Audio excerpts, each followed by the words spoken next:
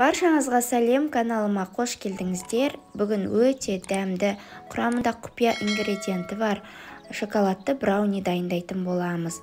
Видеоның маңызды жерлерін жіберіп алмау үшін соңына дейін тамашалаңыздар. Барлық қосатын ингредиенттерімізді алдын ала тоңазытқыштан шығарып қоямыз. Алдын ала ертілген сары майымызға сахарный пудрамызды салып, жақсылап араластырамыз. Ешқандай миксердің қажеті жоқ, венчикпен араластыра береміз.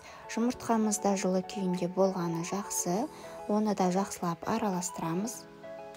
Какао қопсытқыш ұнымызды мөлшеріне қарай салып, оларды да жақсылап араластырып, біркелкі масса шыққанша дейін түйіршіксіз араластыратын боламыз. Ал қажетті ингредиенттердің барлығын описанияға төменге жазып қалдыратын боламын, әдеттегідей.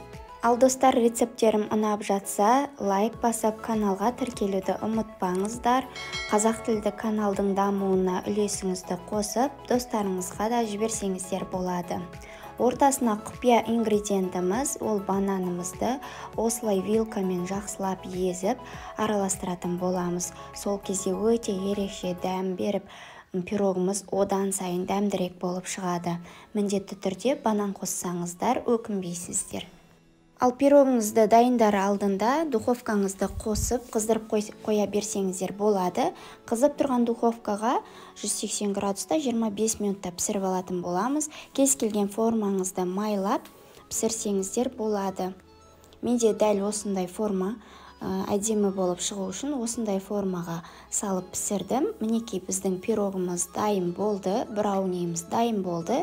Үстіне шоколад пен сары майымызды ерітіп осылай құйып шықтым. Одан сайын дәмді болып шығады.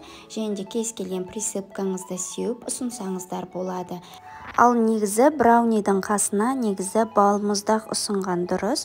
Өте дәмді және де әдемі болып көрінеді. Міндетті түрде жасап көріңіздер, ас болсын.